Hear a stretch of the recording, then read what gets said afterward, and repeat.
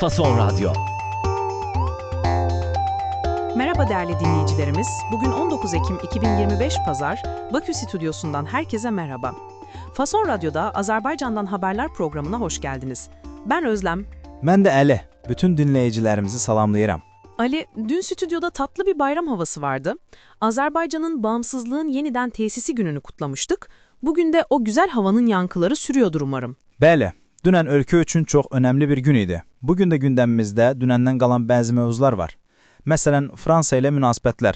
Evet, dün notlarında görmüştüm, Fransa ile buzlar eriyor demiştik. Bugün somut bir gelişme var anladığım kadarıyla. Bəli, Meydan TV'nin xəbərinə görə Prezident İlham Əliyev Fransanın yeni Bakı səfirinin etimadnaməsini qəbul edib. Görüş zamanı iki ölkə arasındakı anlaşılmazlıqların keçmişdə qaldığını bildirib.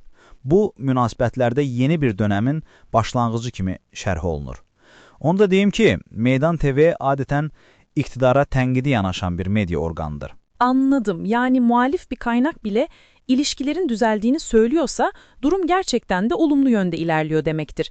Bir diğer dış politika haberi de Azerbaycan'ın Avrupa için artan önemiyle ilgili. Bəli, Day.az saytında yer alan bir analize göre Rusya-Ukrayna müharibəsindən sonra Avropada yaranan enerji böhranı Azerbaycan'ın strateji rolunu daha da gücləndirib. Məqalədə deyilir ki, Azerbaycan Avropanın enerji təhlükəsizliyinin təmin olunmasında əsas tərəfdaşa çevrilib. Enerji meselesi Avrupa için hep kritik olmuştur. Şimdi notlarda daha ciddi bir konuya geçiyorum. Dün tutuklu gazeteci İmran Aliyev'in sağlık durumundan endişeyle bahsetmiştik. Bugün bir gelişme var. Bəli, təəssüf ki, dünən narahatlıqla danışdığımız mövzudur.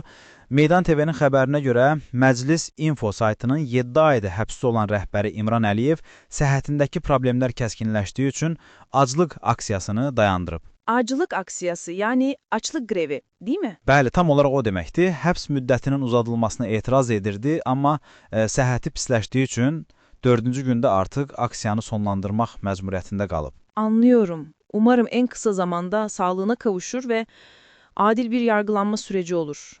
Şimdi notlarda biraz daha tuhaf bir habere denk geldim. Oradan ve madalya satışı. Bizdeki sahte diplomalara benziyor biraz. Bənzər bir hadisədir. Baş prokurorluq bəzi GTX rəhbərlərinin qanunsuz olaraq pul qarşılığında orden və medal satdıqları üçün haqlarında cinayət işi açıldığını duyurub. Pardon Ali, cinayet işi mi dedin? Bu madalyalar için birilerini mi öldürmüşler? Yox, Özləm. Bizdə cinayət işi sizin anladığınız qətliyam mənasına gəlmir. Cinayət işi cəza istinqatı, yəni haqqında soruşturma başladılması deməkdir. Sizdəki cəza davası kimi düşünə bilərsiniz. Anladım. Ödüm koptu bir an. Ceza soruşturması yani. Bayağı da ciddi bir şebekeymiş anladığım kadarıyla. Bəli, 1500-dən çox medal və 8000-dən çox sənəd tapılıb. İstinqat davam edir. Peki bu ilginç haberden sonra biraz da ekonomiye bakalım. Telekomünikasyon sektöründe bir büyüme varmış. Elədir. Tren.azın məlumatına görə 2025-ci ilin ilk 9 ayında informasiya və rabitə sektorundakı xidmət gəlirləri keçən ilin eyni dövrü ilə müqayisədə təxminən %7 artaraq 2,7 milyard manata çatıb. Güzel haber. Ali, bugünkü notlar için çok teşekkürler. Yine dopa dolu bir gündemdi. Mən təşəkkür edirəm Özləm. Fason Radyo'da Azerbaycan'dan haberlerin bugünlük sonuna geldik. Yarın yine aynı saatte buluşmak üzere. Hoşça kalın.